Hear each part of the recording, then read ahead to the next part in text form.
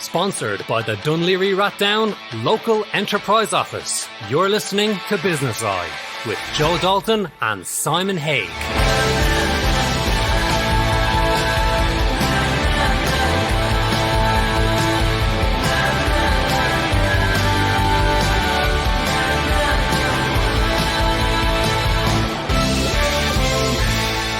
And welcome to Business Eye. Business Eye is connecting with the business leaders around Ireland each and every week. But before we get started, how are you getting on with social distancing? Are you thinking of your day of freedom and how you will spend it? On a positive note, the more people I talk to, they're starting to discover who they are, having ups and downs each and every week, and they're going through their own internal process. As I like to say, they're becoming consciously aware. On this week's show, I have a great lineup of guests, each of them an expert. Mark Donovan, leadership. Edmund Carroll, goal setting. Eric Fitzpatrick, sales presentation. Darren Gavin, health, mental health. Yes, the four of these gentlemen will be sharing their knowledge and wisdom. I'll be asking them questions about business planning, the business community mood out there, the opportunities and possibly the losses. And this week's guest, or one of my guests, is Mark Donovan. Mark is a leadership expert. Mark deals with an awful lot of companies around Dublin and Ireland, helping CEOs understand who they are and how to run their business successfully. Mark, are you there? I am. How are you, Joe? Mark, great to hear you. You know, I love the calmness in your voice always, Mark. You're like, I'm going to call you like Steady Eddie. Steady Eddie. Thank you. Yeah. Tell me, Mark, how are you getting on with everything? Yeah, great, Joe. As I said, obviously a lot of my work would be group sessions with leadership teams. But obviously some of that work I've had to adapt, to do it through, the likes of Zoom and telephone to still give that value. Yeah, tell me, I know that you deal with a lot of organisations and quite some of them, from say 10 people to 200 and 200 plus. What is the mood out there of the leaders that you're speaking to in the community at the moment, Mark? I think the mood is. I think there's a pent up. I think people really want to get back in and start doing what they do well in their businesses. I think we've probably been in this sort of period now, probably over 4 weeks, and I think there's definitely. I think people are starting to feel a bit fed up being stuck at home. I know a lot of people talk about working from home, and that I think it is a benefit to some people, but I think a lot of people are missing the day-to-day, conversations, the day-to-day interactions, the day-to-day challenges that they get from working in, teams and groups. Do you think people are starting to become complacent? How do you mean complacent, Joe? They're just sort of in the rut at the moment. They're working in their offices, but they, as you say, will the social distancing with them sort of ease with them without them realising? Yeah, I think people are definitely becoming complacent. There's probably even a little bit of laziness kicking in. Like as I say to a lot of my clients, I mean, yeah, it's not the perfect, situation, but I'd be saying, like, don't lose this opportunity not to be able to do stuff that in the past, the most common excuse I hear from senior leaders is, I don't have the time. So I think definitely there's more time for people to work on stuff. Even their own development or, the strategy for themselves as a business, or even to really challenge and look at, customers, how are they serving customers and how can they serve them better?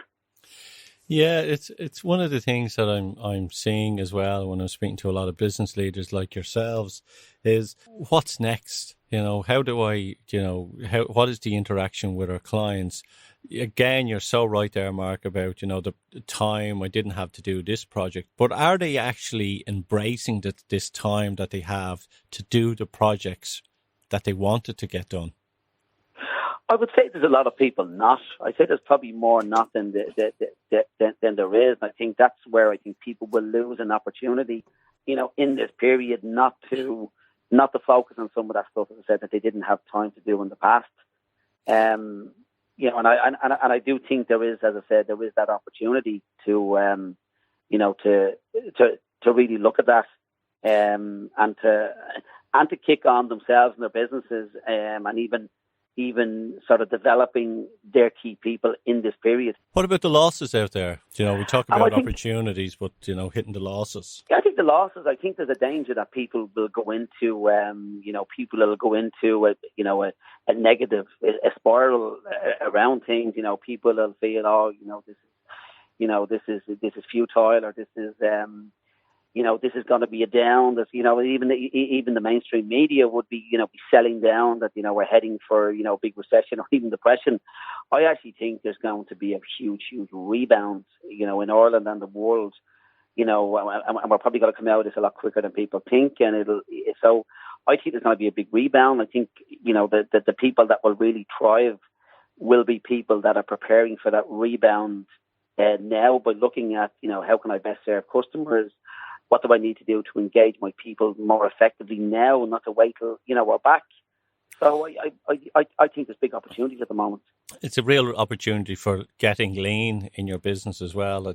If you're looking or speaking to someone in an organisation, they're looking at all their team, say they've 100, 200 people or whatever in their team, and they're seeing how the company can operate from home, and they're going, well, John isn't really. I'm realising more about John than I knew. Susan is hitting it out of the park.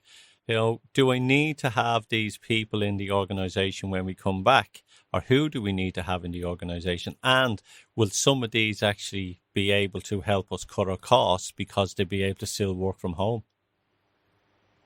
Yeah, no, I think it's a good point, Joe. I think, a lot of organisations will look at the resources that they've got, but I always feel that, cutting resources is not always, cutting muscle means, you lose strength. And I think, to me, the more progressive organisations will be looking at, how can we redeploy people to add more value to what we do, to the customers we deal with, and how do we proactively do that? I always wonder, I was listening to one of the radio stations this morning, and they were talking about, getting businesses back. And if a restaurant wants to open up, they have to have, X amount of distance between them, and the pubs won't open. And it made me sort of think, if the pubs don't open in the country, or if, the restaurants have this sort of blockage, that's going to really affect tourism. Because I know there will be people in other countries who want to travel. The other thing as well, if pubs aren't open, will it mean that you have to check into a hotel to get a drink? Because they'll be the only places that you'll be able to get them. And then, it reminds me of, Saudi Arabia. There's, if you want to socialise in certain places with alcohol, it was, speakeasies. And will they open up here and everything as well? So I think the government have to be careful the way they do things, because there could be a lot of, what's the word I'm looking for? Opportunities for people to opportunities for bend the rules. Bend the rules and, go underground. Yeah, I think it's a very good point, Joe. I think, looking at the wider society, I think people, you can already see it now. There's a lot more people out. There's a lot more people congregating and not specifically doing the 2 meter, social distancing. And if the weather improves again as we're heading in, to our summer now in the next, week or two, I think it's a real challenge. I think it's a real challenge, for the government to do that. There's a lot of challenges for the government at the moment. I mean, I think they've handled things, in my view, extremely well so far in what they've done. I mean, they've made hard choices, which I think in the past maybe some of our governments haven't done. So they've made hard choices, they've made hard decisions, not always popular, but I think for the right reasons.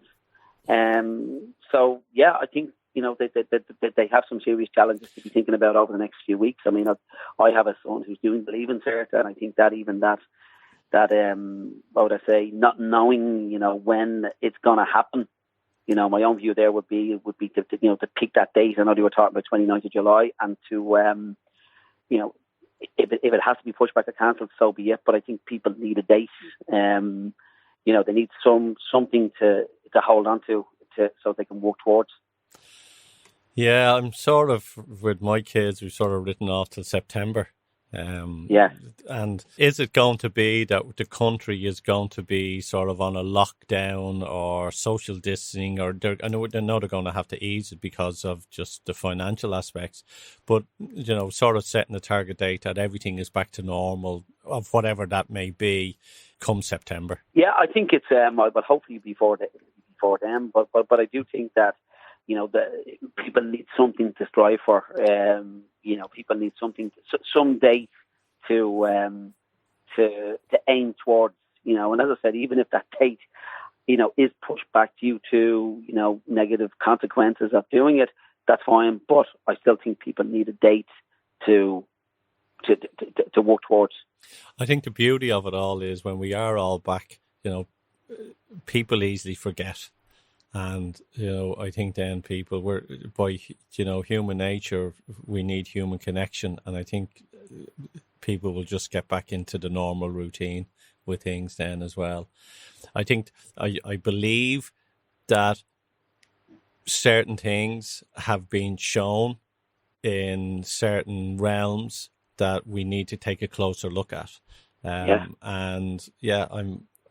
I know there's, the health people out there and the doctors and even the police are saying that burglaries have dropped. There's been no burglaries actually this month at all. Yeah. So there's those stuff on it as well. But yeah, I think it's like press start for the world, and maybe we can start looking at, we got a second chance here, guys. Let's make the most of it.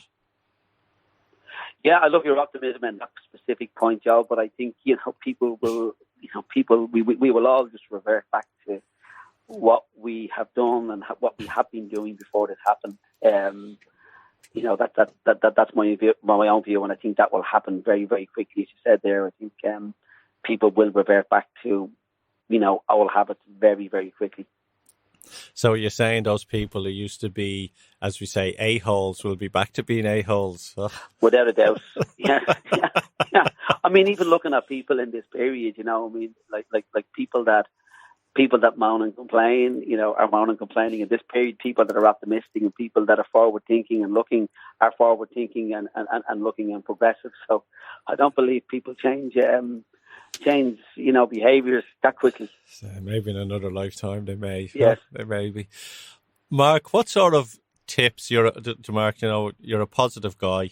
What sort of tips would you offer business leaders out there who, are moving forward, maybe struggling and looking for hope at the end of the tunnel?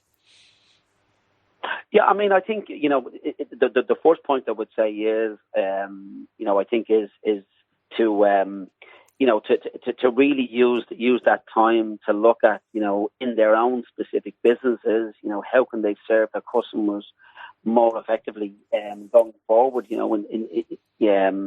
think the second one is to really look at engaging your people. I mean, there's a lot of, every second hour somebody is putting something out about how to manage people through COVID-19. To me, the fundamentals are the fundamentals. Whether people are working through through home working or face to face, is show the appreciation where appropriate, highlight what's not going well, and give people feedback on how work with them to improve on it. Yeah. Aligning goals and helping your people deal with the challenges that they're dealing with. So to me, the fundamentals haven't changed. So to me, two things is for senior leaders to really look at what can they do when we come out of this, which we will, and I think again sooner than we think, and to really engage their people into getting the highest level of engagement and outputs from them. Definitely, and look, about embracing technology, Mark, I have to commend you. You've hit the ground running with technology. So, you're a very much of a people person, and I know that with your business you have to adapt with technology like video conferencing and everything. So well done on that, Mark. Well done. Thank you, Joe. Mark, if people want to reach out to you and offer, connect with you or want to know more about your services, what's your web address there, Mark? Yeah, my address is basically www.markdonovan.ie. Mark, thanks for coming on to Business Eye. Thank you. Thank you, Joe. Always a pleasure. You're listening to Business Eye, sponsored by your local enterprise office in Dunleary Rathdown. Together, we're making it happen.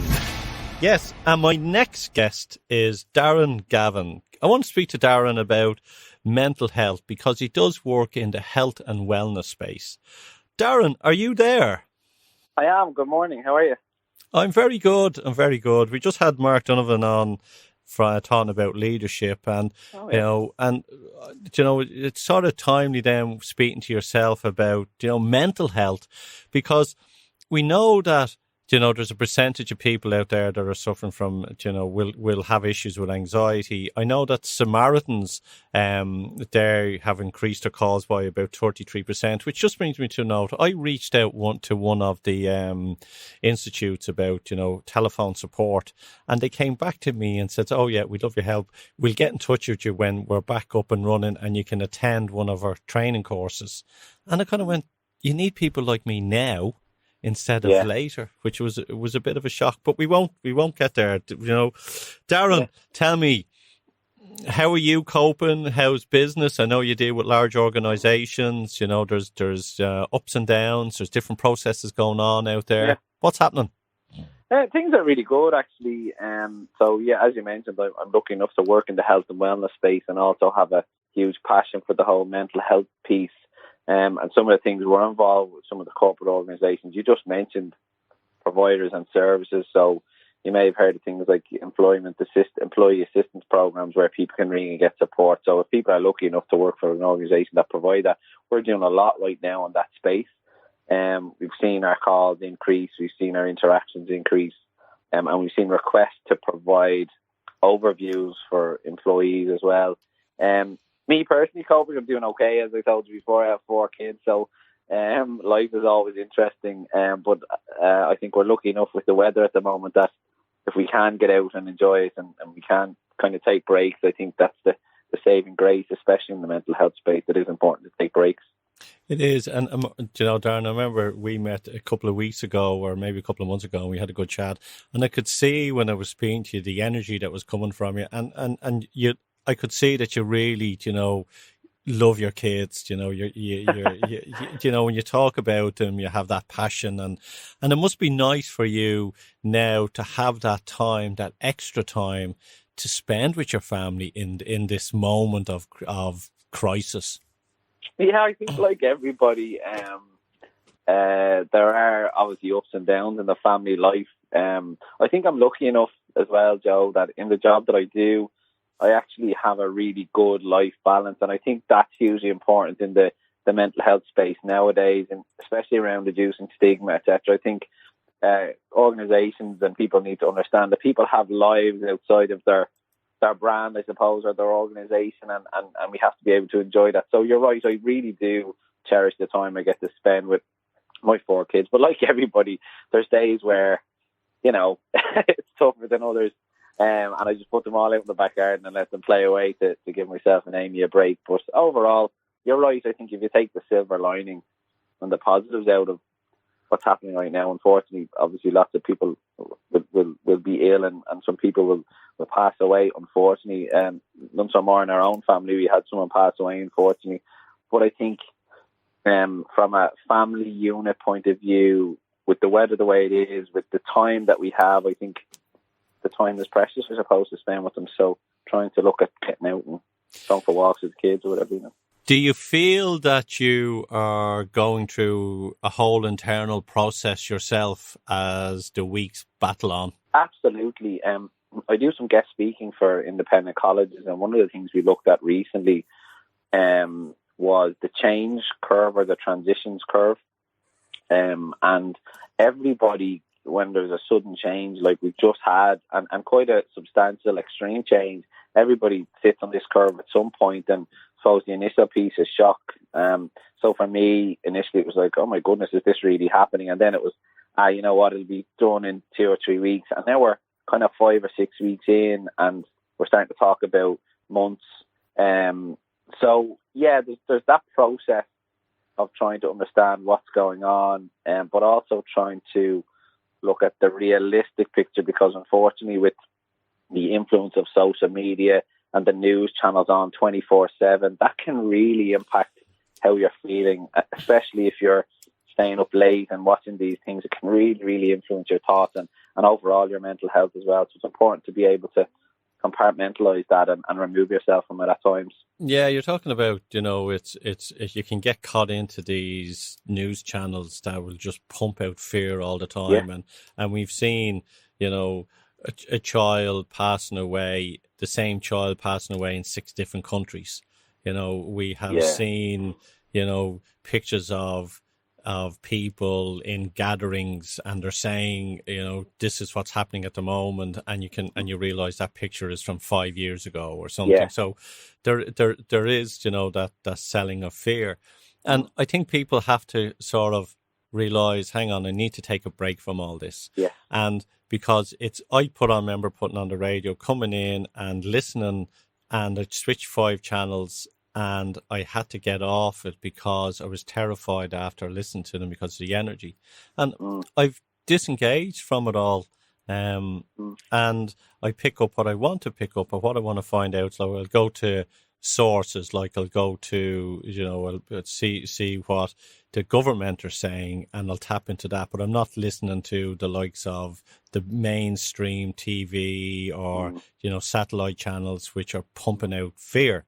Yeah. And it is, again, it's about your mental health. And if you do stop and engage with them, it will help you. If I can have a massive influence, so one of the things we talked about on a recent session that we delivered was compartmentalize that, as I said a moment ago. So for me, I watch the news at 9 o'clock.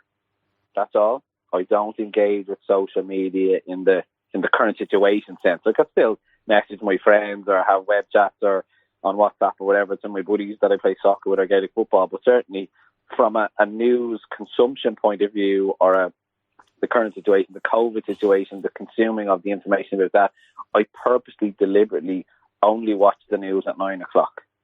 For 20 minutes, I get the update on how we're doing in Ireland and what's happening. Yeah. And thankfully, the news is actually producing some really good news stories as well. RT News, I have to say, is doing very well at the minute, producing some of that stuff. But overall, I try and engage with the TV at 9 o'clock for about 20 minutes or half an hour to get the update on how we're doing in Ireland. And then that's it. But you do have to make those positive changes, you do have to be deliberate. And it is hard work at the start, but I think it will lead people to feeling a lot better about themselves, and also give them an opportunity. You mentioned myself and the kids to focus on the present.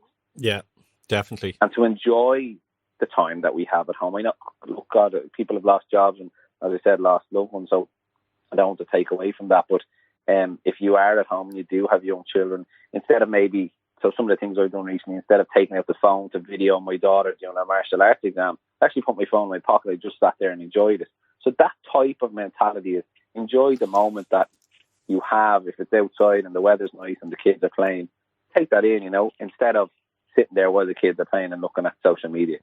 One of the things I've noticed as well is that people are starting to wake up to the likes of fake news and even social media. I'm speaking to people, and people aren't engaging as much in social media. They're connecting with their friends, but they're not engaging in the wider aspects of social media fake news, because they're questioning it more than ever before.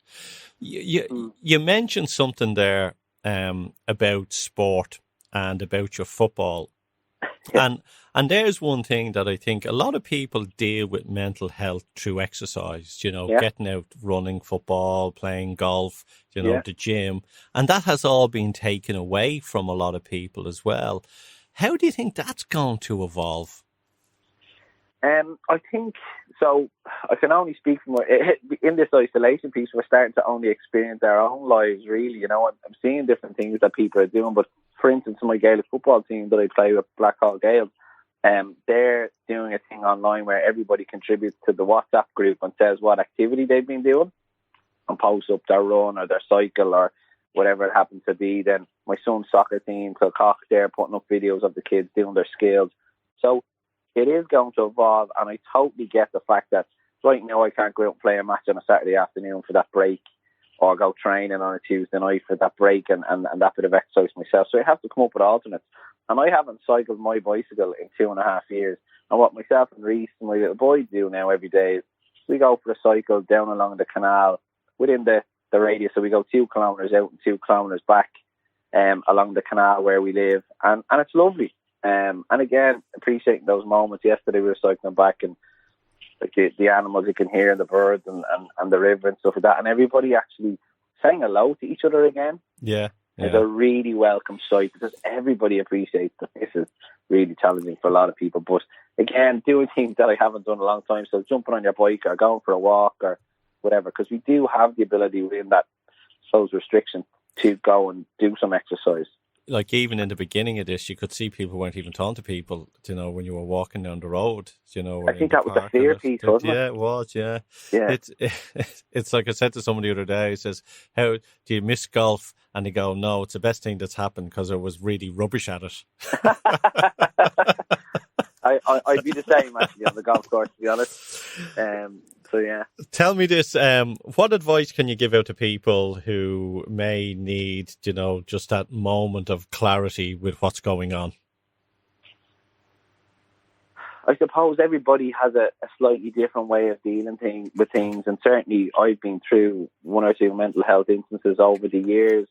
I'm not saying I know everything about everything, but at 40 years of age, I've been through it once or twice, especially having young kids and all the bills and this thing called life that we deal with is quite challenging.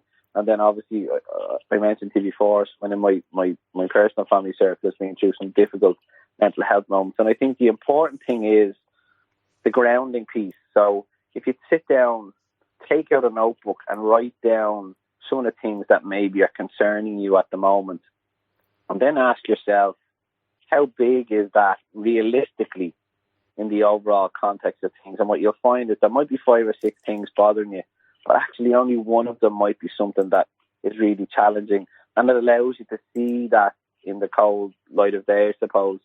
Getting out to do a bit of exercise. I've often said when I'm doing some of the lectures in independent colleges, I've often said the average person has a concentration span of about 45 to 50 minutes. So don't beat yourself up if you're losing concentration after an hour and a half. You should be, because that's normal. So after 45 or 50 minutes, if you're working away, step away from the laptop, step away from the phone, make yourself a cup of tea or coffee, go out to that garden or go for a 10-minute walk. And it allows everything that you've been just reading or trying to understand, it allows you to digest that information and then gives you new space when you come back. I find personally that that's huge. So for those people that are out there studying at the minute, or those people that are trying to cover off 8 hours and make sure they're still getting 8 hours, just remember, you're not working from home. You're at home and trying to work.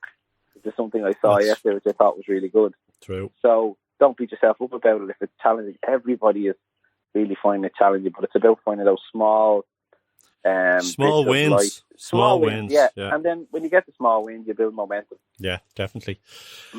Darren, where can people, if they want to reach out to you, what's your LinkedIn profile, or if you have any details that you can share? Yeah, I'm Darren Gavin on LinkedIn, and they'll find me there, or on Twitter. I have a brand called The Mental Health Guys, and I tweet about some stuff there as well. I do a little bit of writing for A Lust for Life, the mental health blog. So, yeah, look, if anybody wants to reach out even to you, and if they want to have a chat about something and you want to give me information, that's okay as well. Perfect. Darren, thank you for coming on to Business Eye. It's a pleasure talking to you. Anytime. Thanks very much. Appreciate it. You're listening to Business Eye, sponsored by your local enterprise office in Dunleary Rathdown. Together, we're making it happen. Yes, folks. So we've had some interesting conversations so far. We spoke about leadership. We spoke about mental health. And now I'm going to speak to Eric Fitzpatrick about sales presentation. Eric helps people with their sales presentation, especially if they're standing up in front of a group and how to express themselves. And Eric's line of work is probably evolving now, especially in this time that we are all in, social distancing. Eric, how are you getting on at the moment? Hey, Joe. First of all, Mark Fitzpatrick is my significantly smarter cousin. He'd give you a much better interview if he was on today. Yeah. How am I getting on at the moment? Yeah, really good. It's been, as you can picture, like many people in my industry, I probably lost about 95% of my income back in March. But as we said before we came on air, I think it's been a chance, for me, it's been a chance to take a step back, a chance to evaluate what I'm doing with my business, and then also given the new normal, which is to communicate through these mediums, to have a look at how I can continue to help individuals and organizations as they communicate their message through video channels. Eric, you know that I do a lot of business and I do a lot of my coaching and speak to a lot of clients through Zoom. So for me, this hasn't really affected me in any way because I've always been, using technology to enhance my business. Your expertise, I think, is going to really help people embrace new technologies as well, because it's teaching them your skills to adapt to them being in conference. Well, I think the big thing is this medium that we're now all communicating through, it's putting up an extra barrier, an extra fog that we have to get through. And I think firstly, over the last month, people have had to embrace this, but there's been a fear attached to it. And the fear has been around the technology not working, not knowing how to present themselves on camera. A lot of people would have started off by looking at the screen when they really should have been looking at the camera so that it appeared to their audience that they were looking directly at them. Good point. Some people one of the things I'm certainly finding with the webinars that I have sat in on is that everybody is speaking way too fast. It's like we have 45 minutes for a webinar and we're trying to cram as much in. And I think one of the big things that everybody could do on these video calls is to trust themselves to have good content, to value their expertise so that they can present that information without feeling like they have to cover too much. I think people are, for all intents and purposes, it's like in some cases people start at the beginning of their webinar and it's like they take a breath then and they don't let that breath out until the webinar finishes. Yeah, it's and if there was panic. one suggestion, Joe, if there was one suggestion I could make to anybody, it would be this: insert deliberate pauses, because as a presenter, you need time to take a breath so you can carry on speaking. But also, it's giving your audience the time to digest what's been said, and they don't have the luxury of capturing everything in notes because we are speaking too quickly. So certainly slowing down, getting more deliberate about what people are saying will be hugely beneficial. It's also learning to listen to the person's tonality, looking at their body language as well, especially if you're in a sales presentation and you're using technology. You're not in the room with someone, so you have to sort of learn a whole new skill set for you to continue on the process. Well, Joe, I would phrase it slightly differently. I think it's not so much about learning a new skill set. It's about taking the existing skill set and making it fit into the new circumstances. And one of the things that I would certainly suggest is that in an ideal world, you would still do a presentation standing up because it gives you more freedom to be able to express yourself, both in terms of your voice and your movement, your body language and your gestures. But in those circumstances where you are going to be sitting down, I would be suggesting that where possible, people should be able to see you from, say, your belly button up, so that when you are using your hand gestures to support what you're saying, they will contribute to conveying the passion and the energy and the enthusiasm for the subject you're speaking about. And on occasions, particularly when it comes to sales presentations, it could be that passion and enthusiasm that is sufficient for somebody to buy into your product, service, or idea. I'm going to ask you something here, Eric, right? When March came, a lot of people started offering an awful lot of free stuff. There was, the crisis management, and everyone was telling everyone how to operate from home, and this is what you need to do. And then there was the massive amount of webinars. And then some people were saying, oh, should I be selling? Am I right to be, in this pandemic, be offering my services for money, or should I be just giving everything free? Okay. And I also believe that there is a place where value your time, and there's a place where you can offer for free, but then you have to be able to charge, and don't be feeling guilty about charging. So what is your whole thoughts about, the value of time, what's going on at the moment with all the webinars, and then really trying to reaching out to people to kind of go, look, I charge for my knowledge. Well, so if I start with the bit about valuing our time, one of the great things about this medium, and I certainly see from my perspective, where I'm going to absolutely add this into the range of offerings. As much as I love getting into the classroom, this has to be an offering going forward.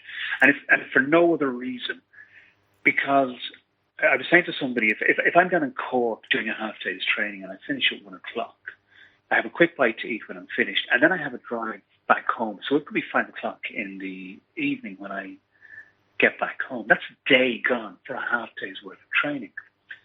By contrast, some of the webinars that I have delivered recently, they started at 3 o'clock in the afternoon. They've been finished at 4 o'clock.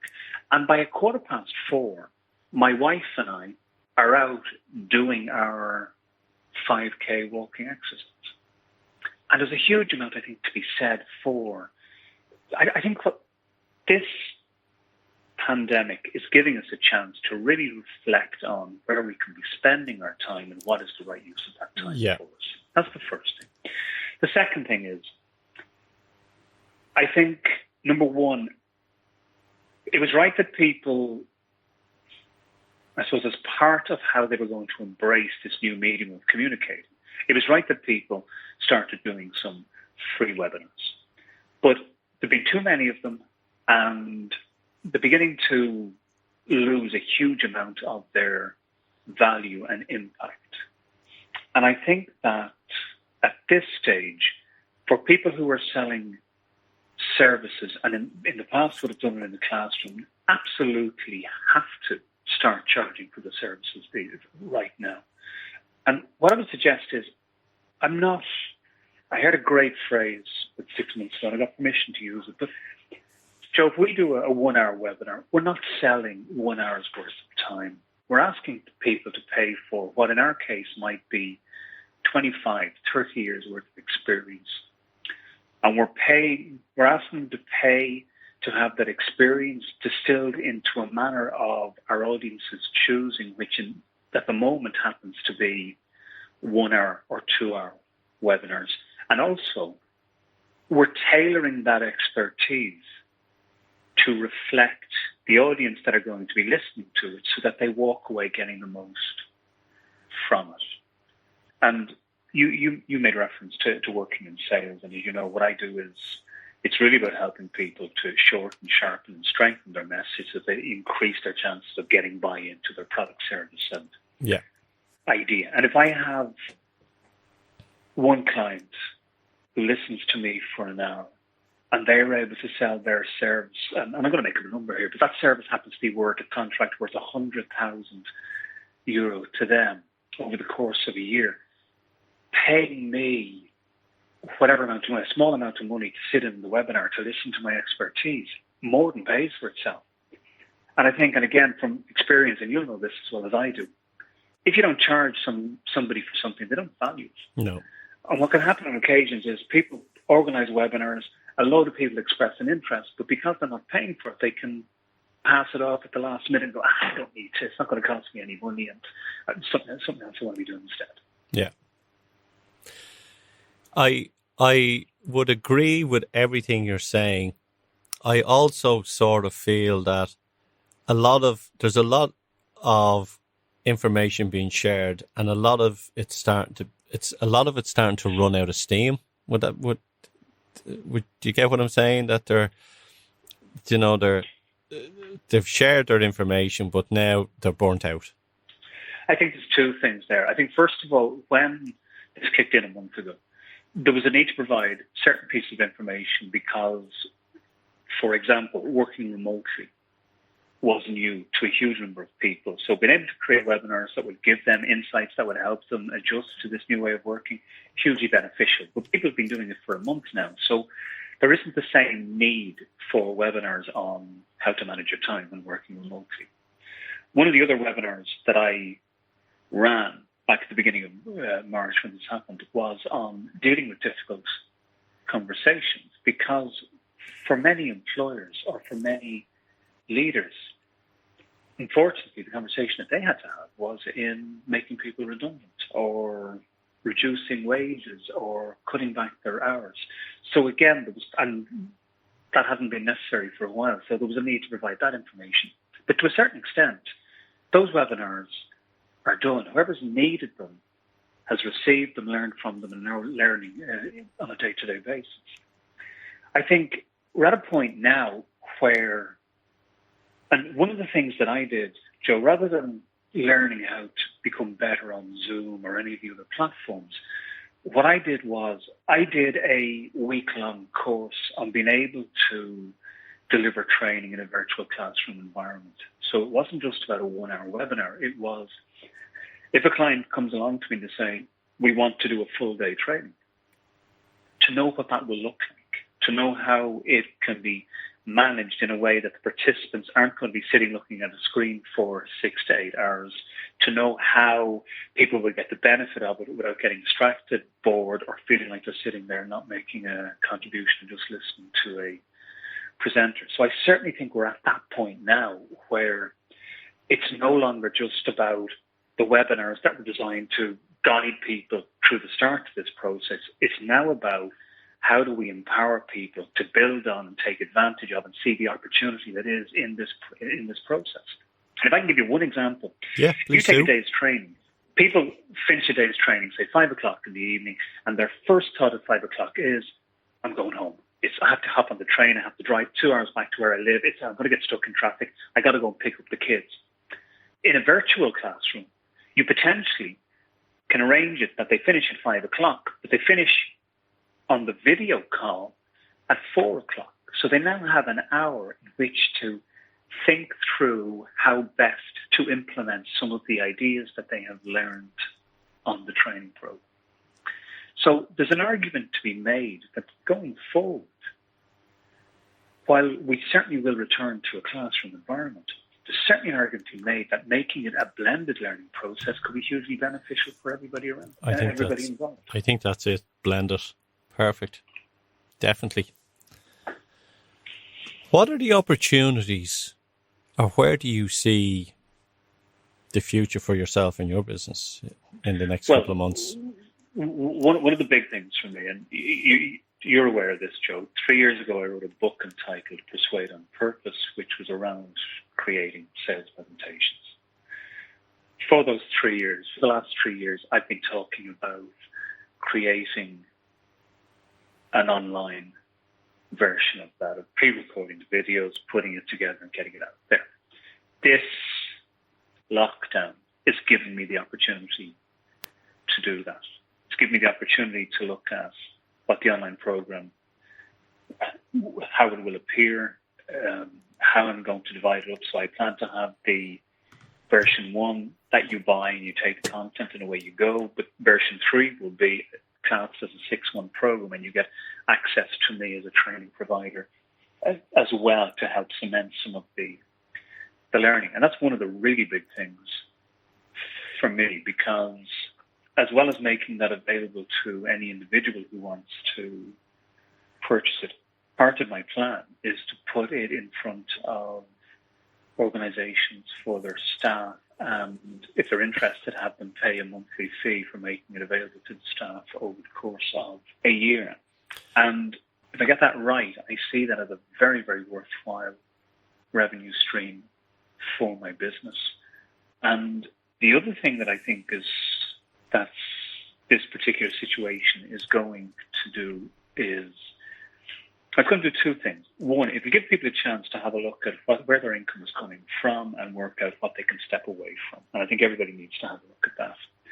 I think the other challenge, and I don't know if you do anything in the area of negotiations, but I certainly think there's a lot of people who will need training in the area of negotiations over the next while, because I think one of the things that's going to happen is you're going to have businesses who will book services, and because they're being delivered in a virtual environment rather than somebody traveling to a location for the training, you're going to have people organizations who will expect two things. One, they'll expect that they can pay less for the service. And two, and this is probably even more important, they will think that they can add as many people as possible to the training because it's being delivered in a virtual environment. And I think that'll be a big mistake for trainers, but also for organizations. There's a reason that people like you and I, when we get into a room with participants, we don't have 30 or 40 participants in that room, because it hinders the learning. It does. You have 30 or 40 people on a webinar, on an online platform like this. The same principle applies. It's very hard to cement the learning. Sorry, Joe. One of the things that I'm just going to say, and then I will shut up. One of the things that I have done when it comes to some of the webinars that I've delivered, I use Zoom, but I don't use Zoom webinar. I use Zoom meetings. And one of the reasons I use Zoom meetings is because it gives me access to the breakout rooms. Yeah. And in any of the webinars that I have delivered since all of this started, there have been different stages when I've been able to put the participants into breakout rooms, get them to do a little bit of work, and then come back and share what they have discussed. And it just makes for a much more interesting and engaging session for the participants, because I'm not just listening to one voice non-stop for 45 to 60 minutes. It is important. Like if you're setting up and you're doing online training, there's a couple of things that you need to do. Is one, set the agenda beforehand so everyone knows what's happening. It's also then just small little house rules, muting and all the other pieces of information as well. Yeah. But it's also then when people want to talk, people have a time limit. So you make it is that if someone wants to talk, they raise their hand and they have 2 minutes. And that's it. And the reason why that's important is because you might get someone who just takes up the whole lot, and no one is there to be listening to someone who wants to share their information because they want everyone to know how great they are. Well, Joe, just in relation to that, I think that's a really interesting point you make. And the reason I say it's an interesting point is because for people like you and I who are experienced trainers, we will have experienced that in a classroom environment, where somebody loves the sound of their own voice and they want to be able to express themselves all the time. And with experience, you get to a point where you know how to be able to handle somebody like that. I think one of the challenges as more and more people get online and they're doing it for the first time, and perhaps some of them don't have the classroom experience, that could well be the challenge they're going to have. How do you actually stop somebody from taking over and talking for way too long and disrupting the session? It's a 2-minute rule. 2-minute rule, and I use it and it works. Like, everyone has 2 minutes to express themselves, and you know yourself, if someone is continuing on, you say, look, let you and me have a chat about all this later on, and that's sort of on it. But it is, there's learning processes for everyone. And equally, you know what, and you said it, and I think the ground rules at the beginning of any of these sessions are hugely important. The idea that as the host, you're in a position to mute everybody, I think there's real value in making people aware of that. As you said, if you do go on too long and I need to be able to stop you, and I don't want to cut across you so there aren't multiple voices, what I'll do is I will mute you so that nobody can hear you. No. Then you'll hear me. No, Eric, and we see that John has left the building as you throw him out of the room. John's having internet problems. Bring out he goes. Eric, when are you doing the audiobook? When's the book going to be the audiobook? We've got about 2 seconds left. I hope to have the online thing complete by next week, and it'll be no trouble to turn that into an audiobook as well. So you'll have the video version, the online program video version, and you'll have the audio version as well. Eric, where can people reach out? Where can they buy a book? Give us a shout of your details there, please. Eric at arkspeakingandtraining.com, www.arkspeakingandtraining.com, 087-285-1878. Eric Fitzpatrick, thank you for coming on to the show. The pleasure is always, Joe. You're listening to Business Eye, sponsored by your local enterprise office in Dunleary Rathdown. Together, we're making it happen. Yes, it's been an interesting show so far, folks. We've had some amazing guests, all sharing their wisdom. As I said before, leadership, sales presentation, mental health. But one thing that I really want to touch with the base with all of you is about how do we plan our future?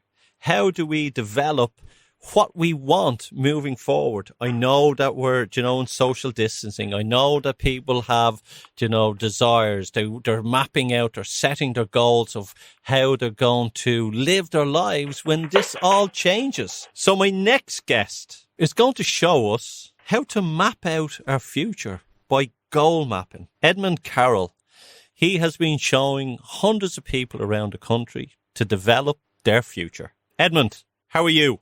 I'm very well, Joe. Thanks very much for having me on here this morning. I'm delighted to have you on. I'm intrigued with, we all know about setting goals and we all know about, setting the intentions for the future. But you take it to a different level.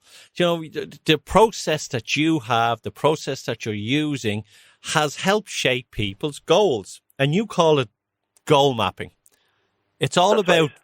visualizing, documenting, and then moving forward. Edmund, tell us all about it. Well, goal mapping is a unique whole brain system designed to connect your chosen goals to your subconscious mind so that your subconscious begins to automatically move you towards you and your goals towards each other.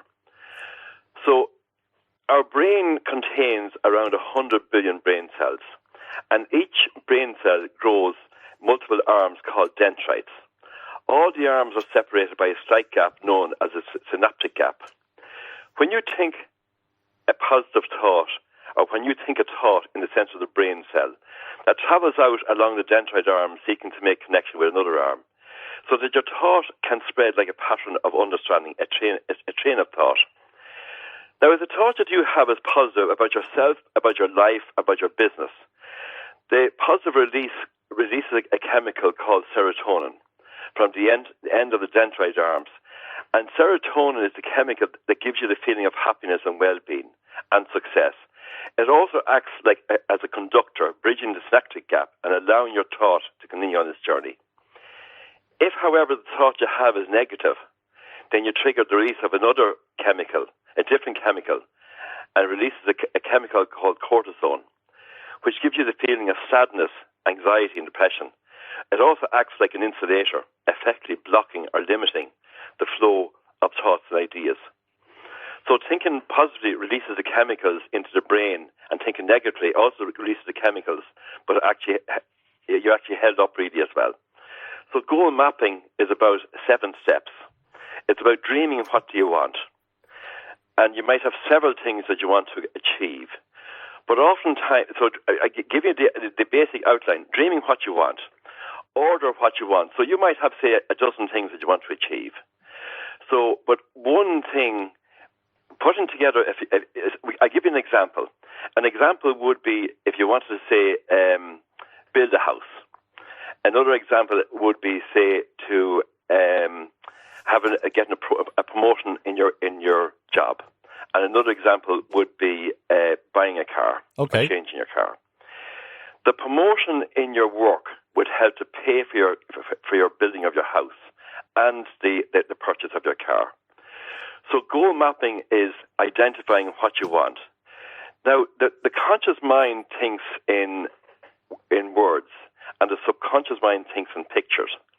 So what you do is you write down what you want in personal, positive, and present tense. Personal is I have, I am. Positive is positive, because the subconscious mind doesn't recognize don't. So if you say, I don't want to be sad, or I don't want to be poor, you're attracting more sadness and more poorness. And present tense, always in the present tense. So you also draw a picture for everything you want. Because when you go to bed at night, your mind thinks in pictures. You dream in pictures. And they say that so it's the power of the mind, because it's going into your subconscious mind. After you draw your picture, then you bring in the emotional. Why do you want what you want? Because it's the why that will actually drive you to achieving what you want. And then after the picture and after the why, when do you want it? Because the goal is only a wish until you put a date on it, and then it becomes a goal. And then, as I say, the next step is how. How do you go about it? So what steps do you need to take towards the achievement of your goal? And the last part is, who's going to help you with your steps? Now, we provide templates for each of those areas as well. And I'll just give you an example. Traditionally, education and training skills have focused on learning technical knowledge and skills. And without question, these have been vital aspects in achieving success. However, studies show that if 5 people are chosen for a specific task and all receive the same training, 1 will excel, 3 will be average, and another will require additional coaching. And the key difference between these people and what determines your own level of success is known as the DAC factor: your drive, your attitude, and your confidence. So imagine, as I say, that if you were riding a bicycle. Okay. And the back wheel represents your technical knowledge and your skills, while the front wheel, because you can steer it, represents your ability to communicate with people. The difference between the days when we usually pedal our bike and the days when we look for some flat ground or slope is determined by your own level of drive, attitude, and confidence. So the more drive you have, the more focus you have. The more confidence you have, the more happiness you have. And as I said to you, the attitude will actually help you to achieve your goal as well. Tell me this, are you touching into the left brain, right brain? Yes. You're bringing together the words of the left-hand brain, because the left-hand side of your brain thinks in words, and the right-hand side of your brain thinks in pictures. And the man that started off this, Brian May, couldn't read or write up to the age of 29. He was £1 million in debt, and he had very bad dyslexia. And he was driving through, and he lives in the Isle of Wight. And he was driving through London one night and saw this. It flashed across his mind. And his first goal was to develop this program. And then, so he learned to read in space of a year. He got to clear his £1 million in debt. But his goal was as well to actually lift 7 million lives with goal mapping. That was 25 years ago. He has already surpassed 5 million, including over 1 million school children. And in fact, a new program has just been launched in the past week. I've shared a link with you, Joe. That the new program that has been launched to introduce goal mapping into schools, which includes an audio program from the best-selling book of Sam the Magic Genie. I've seen that, and we can talk about that, and we can give out the details, because I see there's the family and the school as well. That's right. But Edmund, I just want to jump back a bit.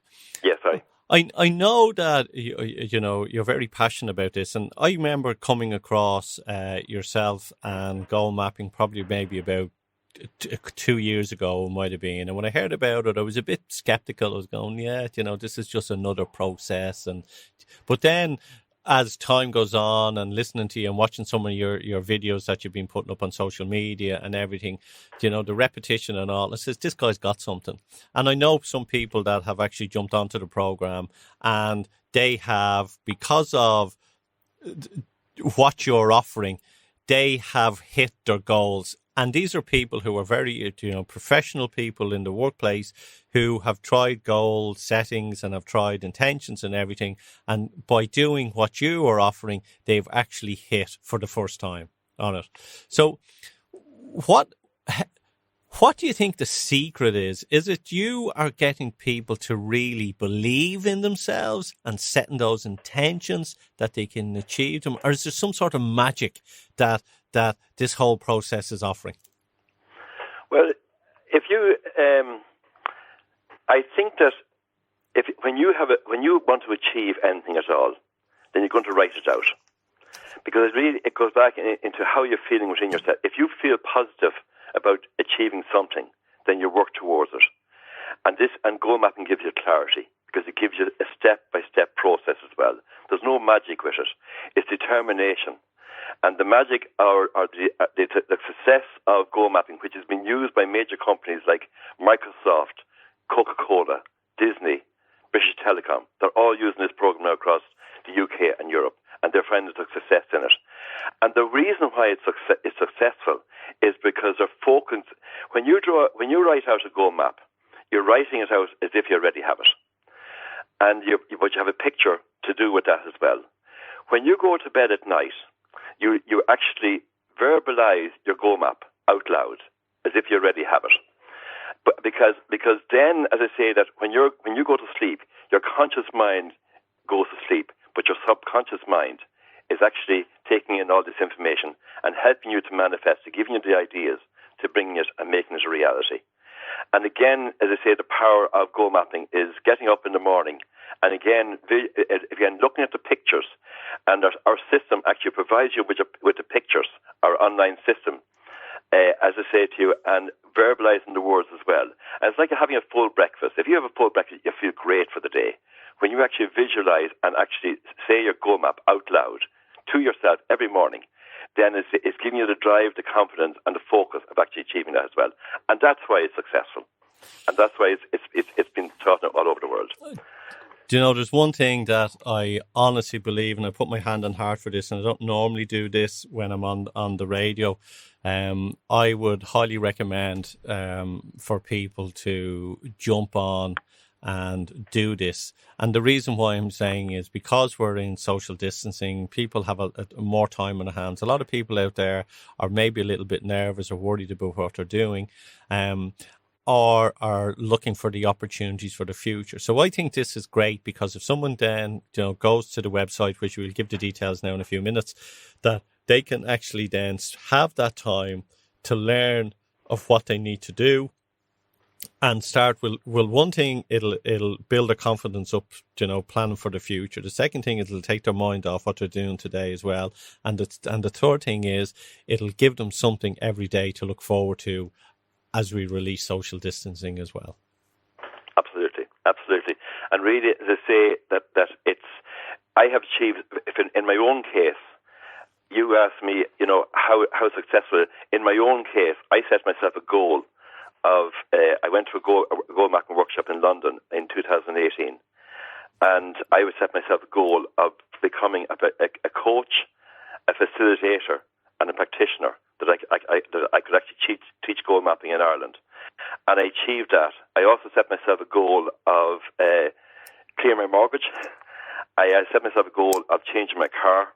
And I set myself a goal of walking down the centre of Los Angeles for St. Patrick's Day in 2020. All of them came true, only COVID-19 stopped me. I had to change my flights on the 15th of March because of the coronavirus. Only for that. Everything that I wrote down has actually come true, and that's the power of it.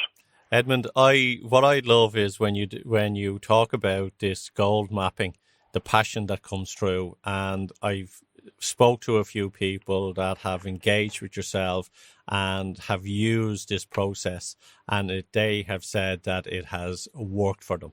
So, Edmund, what I would like to do is I'd like to, if you give us the details of where people can connect with you or how they can download the free tools that you're offering as well. Well, people can connect with me through my website of www.edmundcarl.ie, and my name is spelled EDMOND.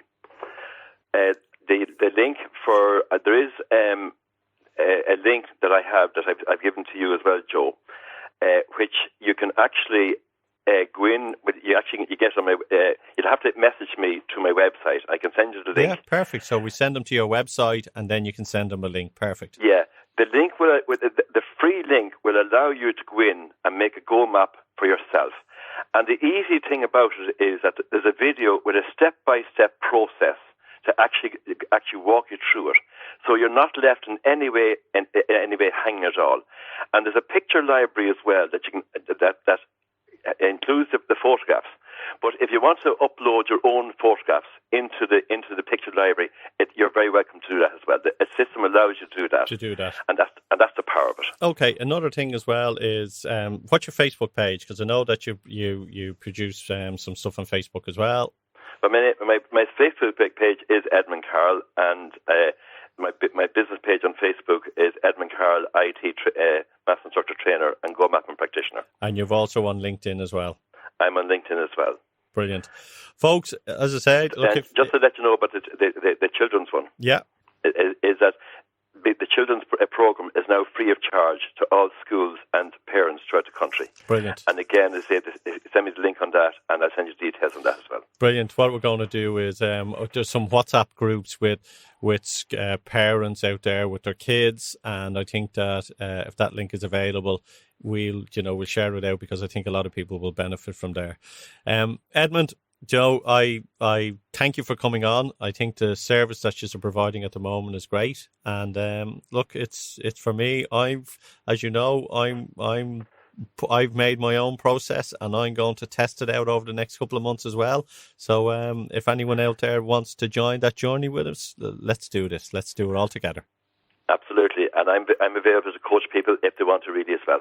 So Joe, thanks very much. Thanks very much for sharing the goal mapping dream of lifting 7 million lives, and let's do it here in Ireland and planning for the future as well. Edmund, thank you for coming on to Business Eye. All right, thanks very much, Joe. There you go, folks, and there's some of my great guests on this week's Business Eye. I hope that you enjoyed the show, and we'd like to thank our sponsors, the local enterprise office in Dún Laoghaire, Rathdown. And if you go to their website, you'll actually see some amazing tools and funding that they're offering people in the community. Have a super week, and we'll chat soon. Take care.